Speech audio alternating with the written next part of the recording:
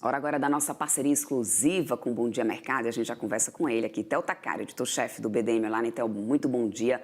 Atualiza pra gente aí o que vem hoje, né, pela frente nessa agenda da Rosa Riscala. Bom dia pra você, meu querido. Bom dia, Débora. Mais uma semana agitada aí no contexto geopolítico, né? Donald Trump recebe hoje em Washington o presidente da Ucrânia, Volodymyr Zelensky, e líderes europeus aí para tentar discutir a paz na Ucrânia. A reunião acontece após o encontro que o Trump teve com Vladimir Putin na última sexta-feira lá no Alasca, que acabou frustrando aí o mundo pela falta de detalhes sobre o que foi discutido e principalmente por não ter chegado aí a um acordo de cessar-fogo, né? Depois de quase 3 horas de conversa entre os presidentes dos Estados Unidos e da Rússia, praticamente não se sabe o que foi acordado, há apenas especulações. Vale destacar que o clima entre o Trump e o Putin foi amistoso, até demais, na visão aí dos líderes europeus, né? Com o Trump falando em um acordo de paz permanente em vez de um cessar-fogo. O problema é que, como condição para essa paz permanente, Putin quer anexar territórios da Ucrânia, o mesmo que o Trump também vem defendendo. Segundo o Steve Witkoff, que participou aí dessa reunião no Alasca, o Putin teria sugerido no encontro que poderia acabar com a guerra se garantisse aí o controle dos territórios, de dois territórios, né? A troca envolveria Donetsk e Lugansk por Sumy, Kharkiv, Zaporizhia e Kherson. A Rússia já controla 3/4 da província de Donetsk e que invadiu pela primeira vez em 2014, né? Até agora, o Zelensky descartava aí ceder qualquer território a Moscou, aí sustentando que isso abriria espaço para Putin conduzir novas ofensivas futuras, né? Outro tema sensível é a entrada da Ucrânia na OTAN, né? O Witkoff disse ainda que a Rússia concordou pela primeira vez que os Estados Unidos e outros países forneçam à Ucrânia proteção similar à prevista no artigo 5º do Tratado de Washington, aí, mas que Zelensky teria que abrir mão de se tornar um membro formal da organização. Enquanto isso, do outro lado do Atlântico, o Zelensky viajou a Bruxelas no final de semana para um encontro com os líderes europeus e a presidente da Comissão Europeia, né, a Ursula von der Leyen. Os líderes defenderam que Zelensky deve desempenhar um papel maior nas futuras conversas e que a paz não pode ser alcançada sem ele.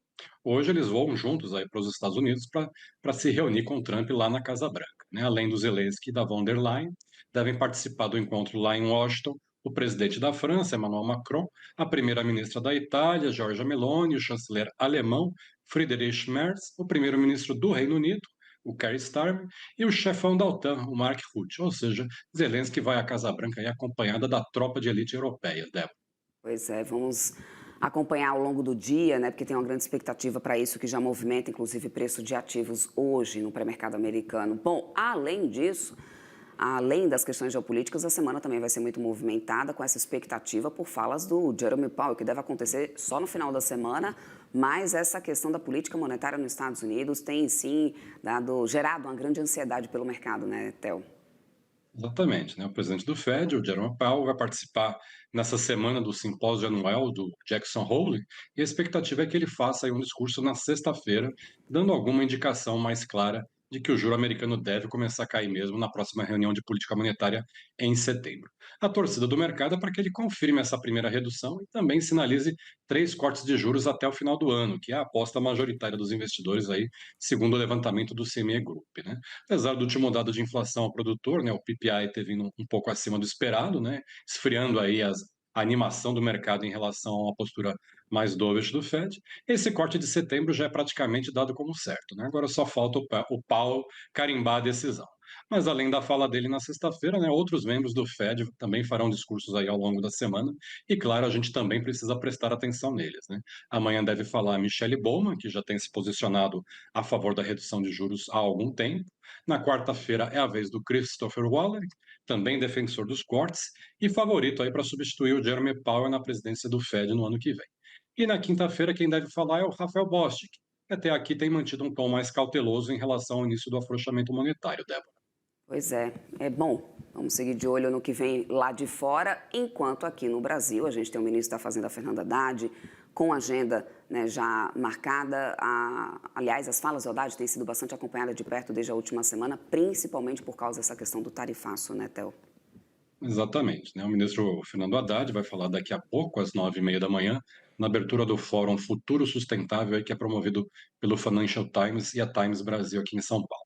A corretora Warren também vai promover hoje à tarde um evento grande aqui em São Paulo, com a participação de gestores, políticos e outras autoridades. Aí participam o diretor de política econômica do Banco Central, o Diogo Guilhem, que vai falar às 14h, o secretário do Tesouro Nacional, Rogério Ceron, deve discursar às 4h15, e o governador de São Paulo, Tarcísio de Freitas, fala às 5h15 da tarde.